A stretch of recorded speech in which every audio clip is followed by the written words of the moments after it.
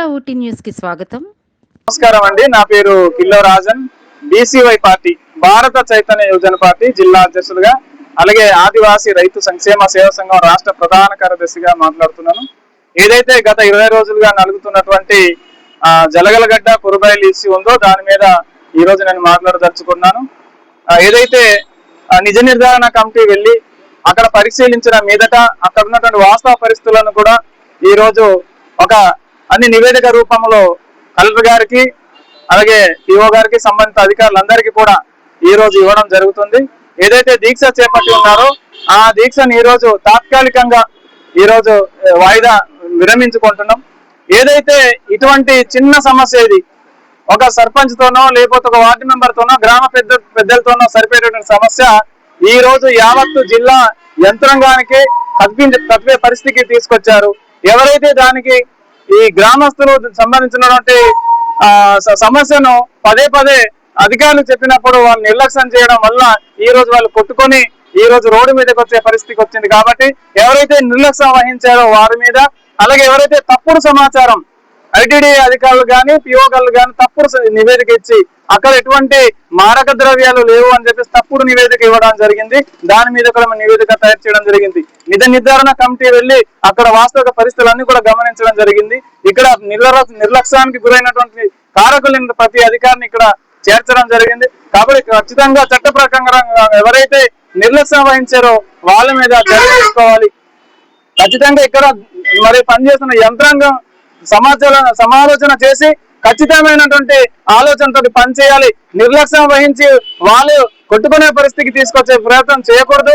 శాంతి భద్రతలకు విఘాతం కలిగించే విధంగా మరి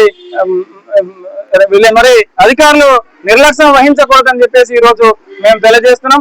అలాగే ఏదైతే ఇక్కడ నాయకులు ఉన్నారో ఎమ్మెల్యే కావచ్చు, ఎంపీ కావచ్చు, ప్రజాప్రతినిధులు కావచ్చు, ఎవరైనా సరే ఇటువంటి సంఘటనలు జరిగినప్పుడు కనీసం స్పందించకపోవడం చాలా బాధాకరం.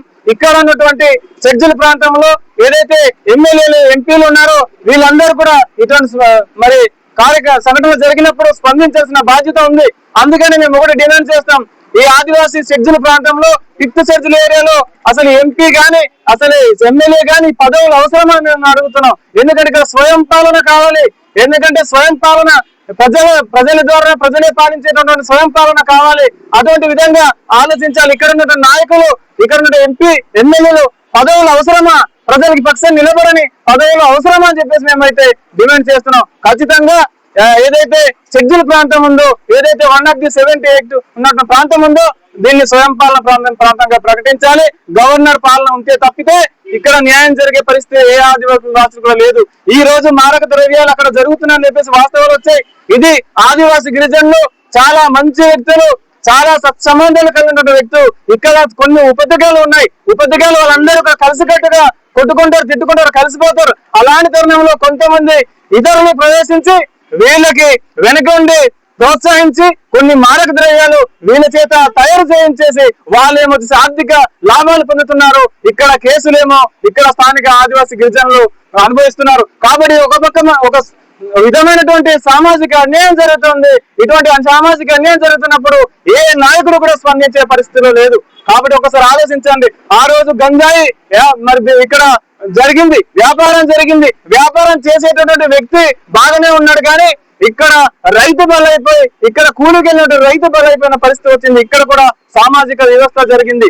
కాబట్టి ఇటువంటి సామాజిక వ్యవస్థ జరుగుతున్నప్పుడు ఇక్కడ నాయకులు ఎక్కడ పోయారు? ఎమ్మెల్యే గాని ఎంపీ గాని సంబంధిత అధికారులు కానీ ఏమైపోయారు? ఖచ్చితంగా స్పందించాల్సిన అవసరం ఉంది. స్పందించి ప్రజల పక్షం నిలబడని ఎమ్మెల్యే పదవి అవసరం లేదు, ఎంపీ పదవి అవసరం లేదు. అందుకనే స్వయం పాలన కావాలి. ఎస్సీ ఎస్టీ ఎక్కడైతే ఉన్నారో ఎస్టీలు ఉన్నారో, ఎక్కడైతే 5th షెడ్యూల్ ఏరియా ఉందో ఈ 5th షెడ్యూల్ ఏరియాలో స్వయం పాలన కావాలని చెప్పేసి గవర్నర్ పాలన కావాల్సిన వచ్చినప్పుడు మాత్రమే ప్రతి ఆదివాసీ చట్టాలు గాని హక్కులు గాని రక్షణ ఉంటుందని చెప్పేసి ఈ సభాముఖంగా తెలియజేస్తూ, ఖచ్చితంగా ఏదైతే జలగలగడ్డ ఇష్యూలో బాధితులు ఎవరైతే ఉన్నారో వాళ్ళకి న్యాయం చేయాలి. అలాగే అవతలటువంటి సంబంధించినటువంటి రైతులు కూడా భూములు పోయిందని చెప్పేసి వాళ్ళ ఆవేదన కలెక్టర్ గారికి వ్యక్తం చేసి ఉన్నారు. ఒకవేళ నిర్ధారణ చేసి రెవెన్యూ డిపార్ట్మెంట్ నిర్ధారణ చేసి వాళ్ళకు కూడా న్యాయం చేసే విధంగా ఆలోచన తక్షణమే చర్యలు తీసుకోవాలి. ఎవరైతే మహిళలని కూడా చూడకుండా వాళ్ళ మీద జుట్టులు పట్టి బట్టలు ఇప్పి కొట్టే పరిస్థితి వచ్చారో ఆల్రెడీ అన్ని విజువల్స్ ఉన్నాయి, అలాగే క్లిప్పింగ్స్ ఉన్నాయి. అవన్నీ కూడా కలెక్టర్ గారికి సంబంధిత అధికారులందరికీ కూడా ఇవ్వడం జరిగింది.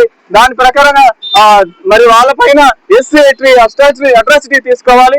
ఎవరైతే తప్పుడు నివేదికలు ఇచ్చి ప్రభుత్వ ఉద్యోగులు ఎవరైతే సంబంధిత ఉన్నతాధికారులకి తప్పుడు నివేదికలు ఇచ్చి వాళ్ళ పబ్బం గడుపుకున్నారో వాళ్ళ మీద చర్యలు తీసుకునే విధంగా వ్యవస్థ తీసుకోవాలని ప్రభుత్వం చర్యలు తీసుకునే విధంగా చేయాలని చెప్పి తెలియజేస్తూ ఇది నిర్లక్ష్యం వహించకుండా త్వరగతిన ఈ యొక్క కేసును మరి దర్యాప్తు కొనసాగించి ఎవరైతే శిక్షించిన మరి నేరానికి పాల్పడే వారు ఉన్నారో వాళ్ళకి శిక్షించి వాళ్ళకి అరెస్ట్ చేసి ఎస్సీ అట్రాసిటీ చట్టానికి రక్షణ కలిగించే విధంగా చర్యలు తీసుకోవాలని చెప్పేసి కలెక్టర్ గారికి అలాగే ఎస్పీ గారికి అలాగే సంబంధించిన పిఓ గారికి కూడా విన్నవించుకుంటూ సెలవు తీసుకుంటున్నాను.